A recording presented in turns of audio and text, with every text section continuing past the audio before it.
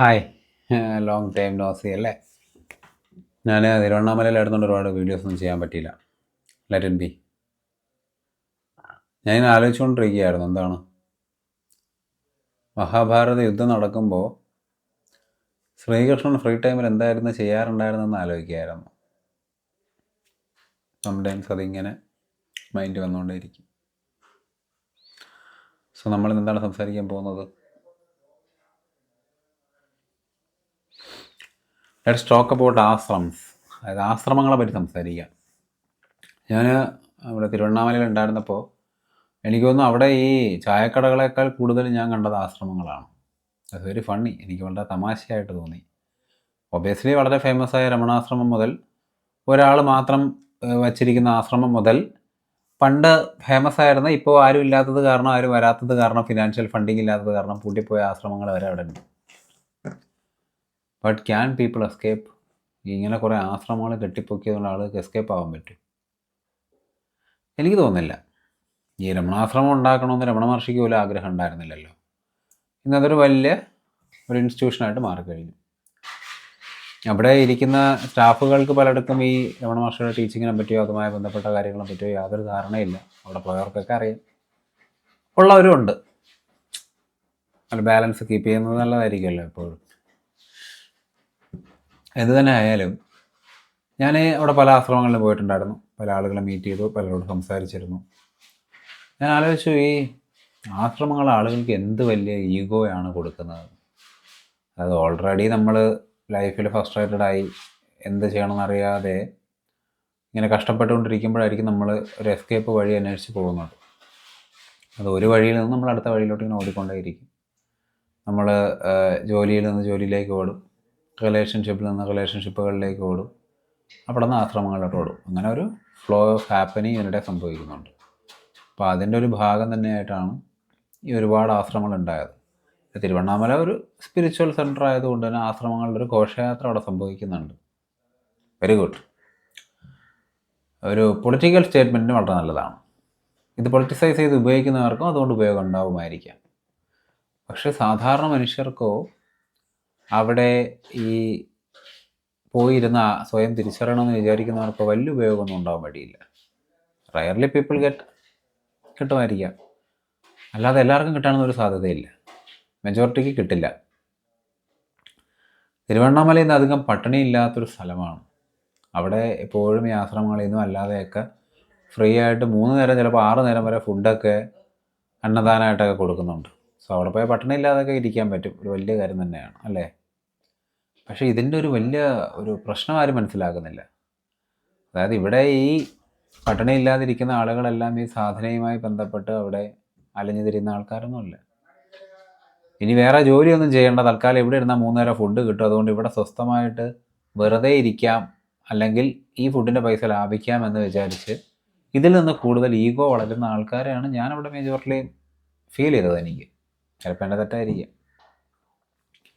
അപ്പോൾ അതും ഒരു വലിയ ലക്ഷ്യം ഉണ്ടാക്കി കൊടുക്കുന്നില്ല ആൾക്കാരൊക്കെ.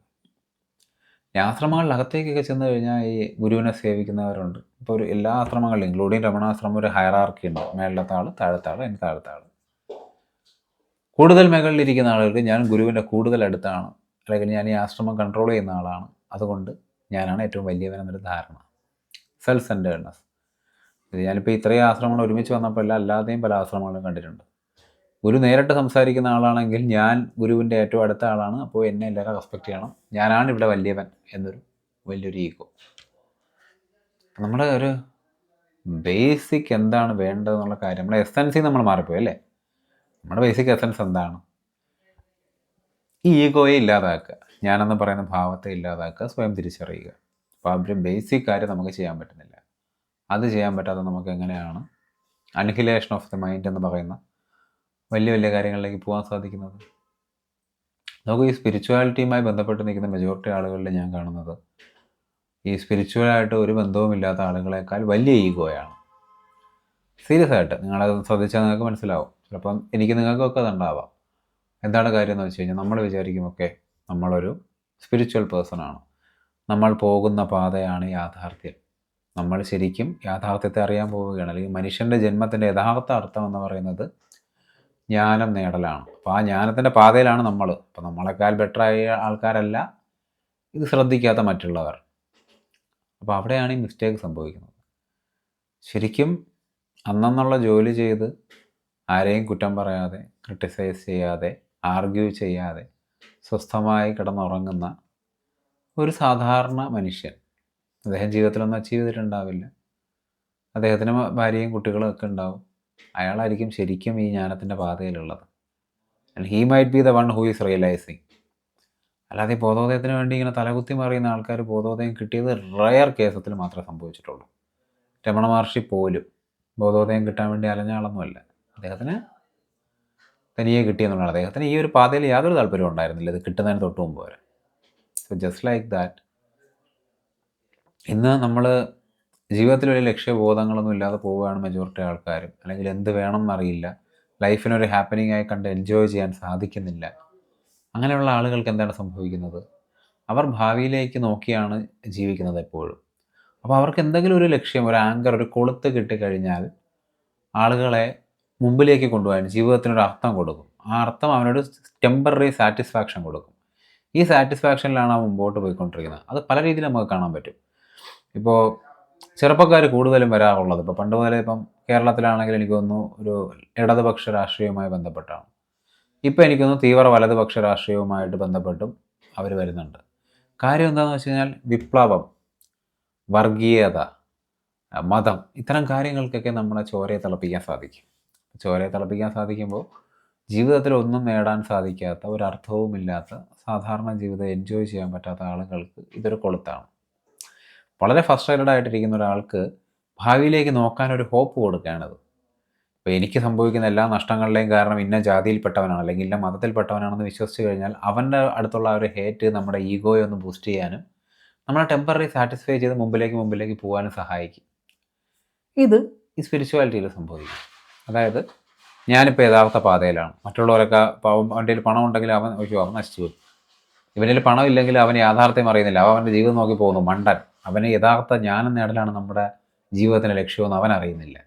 പക്ഷെ ഞാൻ അങ്ങനെയല്ല, ഞാൻ ആത്മീയവാദിയാണ്. അതുകൊണ്ട് ഞാൻ യഥാർത്ഥത്തിൽ മോക്ഷത്തിലോട്ട് പോകണം. അപ്പോൾ എൻ്റെ ഈ ലൈഫിൽ ജീവിതം കൃത്യമായിട്ട് ലക്ഷ്യത്തിലേക്ക് മൂവ് ചെയ്തുകൊണ്ടിരിക്കുന്ന ഒരേ ഒരു വ്യക്തി ഞാനല്ലേ. അപ്പം ഞാനാണ് ബെറ്റർ എന്നൊരു ചിന്ത. ഇതാണ് സ്പിരിച്വൽ പാതയിൽ പോകുന്ന ആളുകളും ഈ ആശ്രമങ്ങളൊക്കെ നടക്കുമ്പോഴും അവിടെ ഇൻവോൾവ് ആവുകയും ചെയ്യുന്ന ആളുകളുടെ പ്രശ്നങ്ങളുടെ റൂട്ട് കോസ്. ഈ ഒരു ഞാനൊന്നുമല്ല, ഞാനൊരു സ്പെഷ്യാലിറ്റി ഉള്ള വസ്തുവേ അല്ല എന്ന് തിരിച്ചറിയുന്ന മൊമെൻറ്റ്, ആ മൊമെൻറ്റിലെ യാഥാർത്ഥ്യത്തെ അറിയാൻ പറ്റും.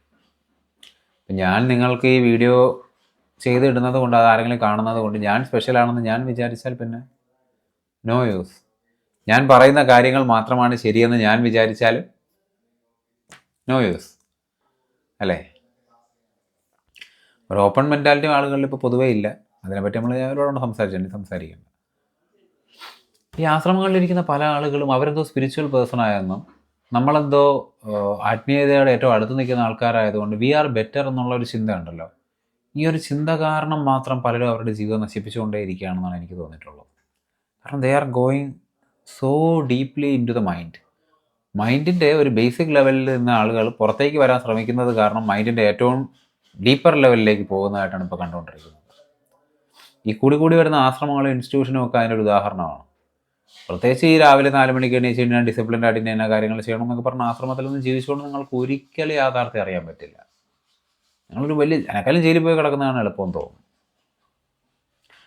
കാരണം അവിടെ ഇതിനേക്കാളും ഡിസിപ്ലിൻ കുറവായിരിക്കും.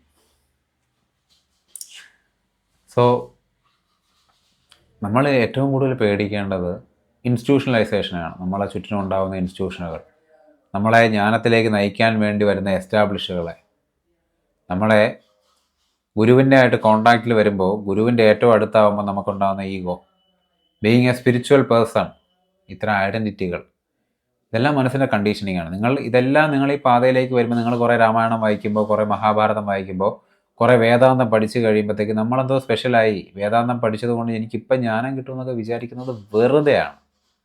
അതുകൊണ്ട് നിങ്ങൾ കൂടുതൽ കുഴപ്പത്തിലേക്ക് പോകുമെന്നല്ലാതെ ഒരു ഉപയോഗം നിങ്ങൾക്ക് ഉണ്ടാവില്ല. നിങ്ങൾക്കത് ഓൾറെഡി അനുഭവത്തിലുണ്ടായിരിക്കാം. കാരണം നിങ്ങൾക്ക് പണ്ട് ഇതൊന്നും മൈൻഡ് ചെയ്യാതെ നടന്ന കാലത്തുണ്ടായിരുന്നതിനേക്കാളും മനസ്സമാധാനം ഇപ്പോൾ കുറവായിരിക്കും. അപ്പം തന്നെ മനസ്സിലാക്കണം,